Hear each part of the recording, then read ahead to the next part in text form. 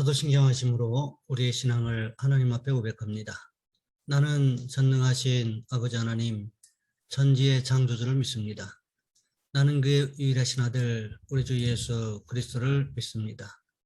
그는 성령으로 잉태되어 동정녀 마리아에게서 나시고 본디오 빌라도에게 고난을 받아 십자가에 못 박혀 죽으시고 장사된 지 사흘 만에 죽은 자 가운데서 다시 살아나셨으며 하늘에 오르시어 전능하신 아버지 하나님 우편에 앉아 계시다가 거기로부터 살아있는 자와 죽은 자를 심판하러 오십니다. 나는 성령을 믿으며 거룩한 공교회와 성도의 교제와 죄를 용서받는 것과 몸의 부활과 영생을 믿습니다. 아멘. 찬송가 380장입니다.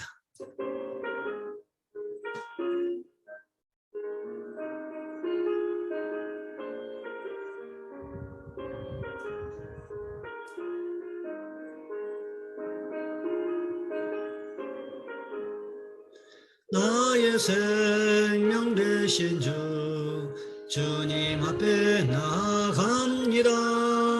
주의 흘린 보혈로 정케 하사 받아주소서. 날마다 주를 찬송하겠네. 주의 사랑 줄로서 나를 굳게 잡아 매소서. 괴로운 세상 지낼 때 나를 인도하여 주소서. 주를 믿고 나가면 나의 길을 잃지 않겠네. 날마다 주를 찬송하겠네. 주의 사랑 줄로서 나를 굳게 잡아 매소서.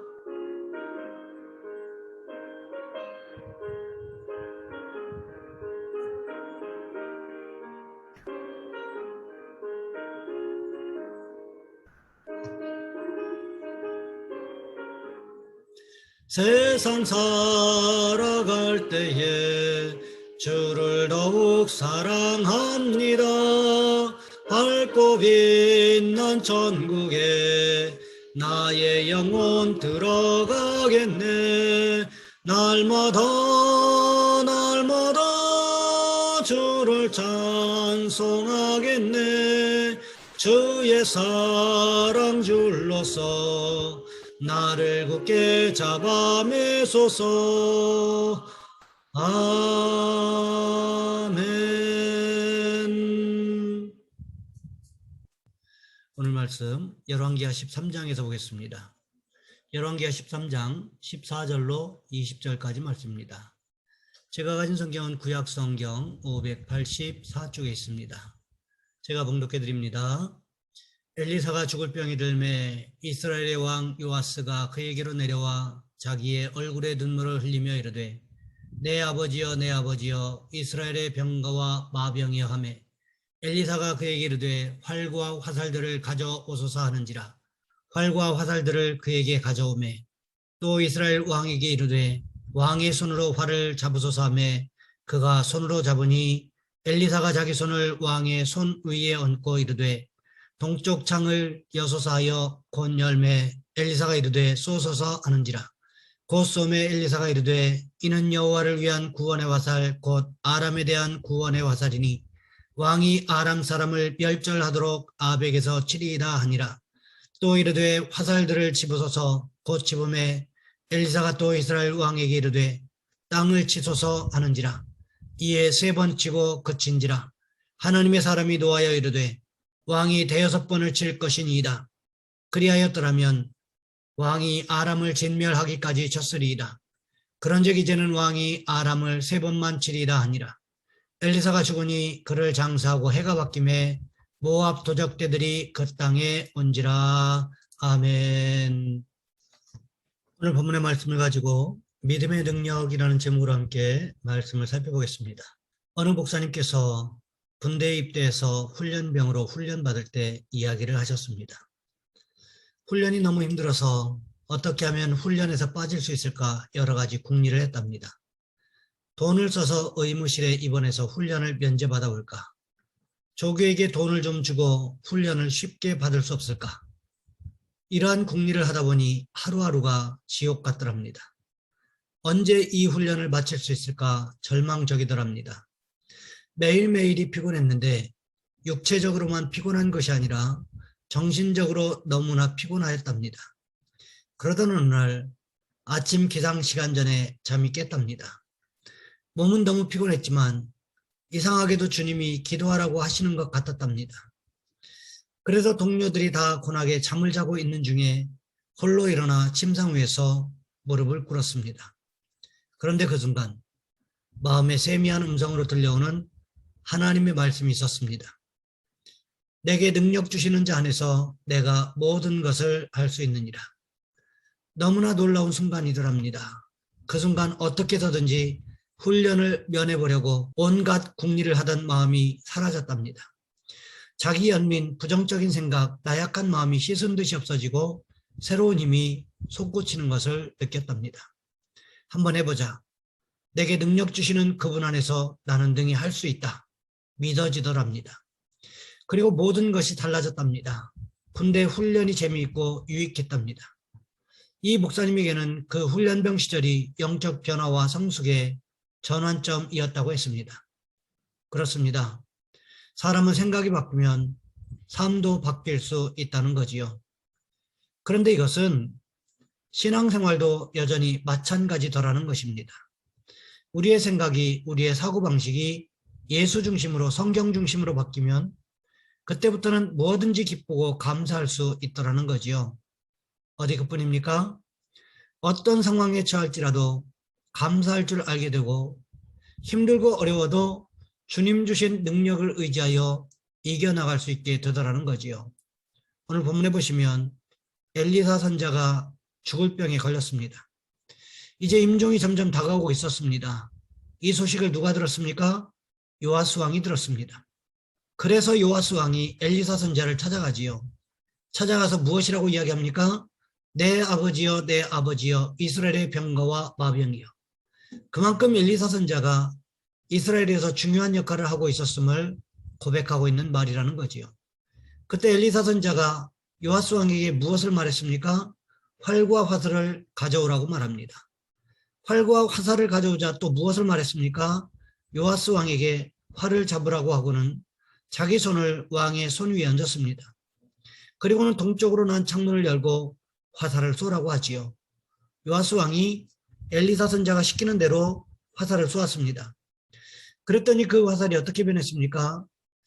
엘리사 선지자가 기도하기 전에는 그저 평범한 화살에 불과했는데 엘리사 선지자가 기도한 이후에는 구원의 화살, 즉 아람에 대한 구원의 화살로 바뀌게 되었다는 거지요. 이것은 곧 하나님의 능력, 엘리사 선지자를 통한 기도의 능력을 의미하는 것입니다. 아람 사람을 아벡에서 멸절하도록 치게 될 것이라고 말했습니다. 그 이후에 또다시 엘리사 선지자가 요아스 왕에게 말하고 있습니다. 오늘 본문 18절 말씀해 보시면 이렇게 기록하고 있습니다.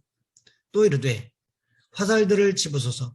곧 집음에 엘리사가 또 이스라엘 왕에게 이르되 땅을 치소서 하는지라. 이에 3번 치고 그친지라. 엘리사 선지자는 요아스 왕에게 자초지종을 설명하지 않고는 화살을 집으라고 말합니다. 그리고는 땅을 치라고 말합니다. 그러자 요아스가 어떻게 했습니까? 3번만 땅을 치고는 멈추었습니다. 이것은 무엇을 의미하는 것일까요? 3번 정도 땅을 쳤다고 하는 것은 어쩌면 요아스 왕이 엘리사 선지자의 말을 귀찮게 여기고 있다는 신호가 아닐까라는 생각을 해보게 됩니다.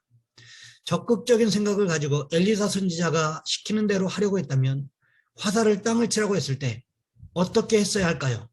땅을 치라는 것이 무엇을 의미하는지 그리고 몇 번을 쳐야 되는지 물어봤어야 하겠지요. 요아스는 이런 것이 전혀 없었습니다. 그저 화살을 쏘라고 하니까 쏘는 거고 땅을 치라고 하니까 그냥 대충 신용만 하는 식으로 3번 정도 내리치고 말았다는 거지요. 그러자 엘리사 선지자가 어떻게 말하고 있습니까? 오늘 본문 19절 말씀해 보시면 이렇게 기록하고 있습니다. 하나님의 사람이 노하여 이르되 왕이 대여섯 번을 칠 것이니라. 그리하였다면 왕이 아람을 진멸하기까지 쳤으리다. 그런즉 이제는 왕이 아람을 세 번만 치리라 하니라.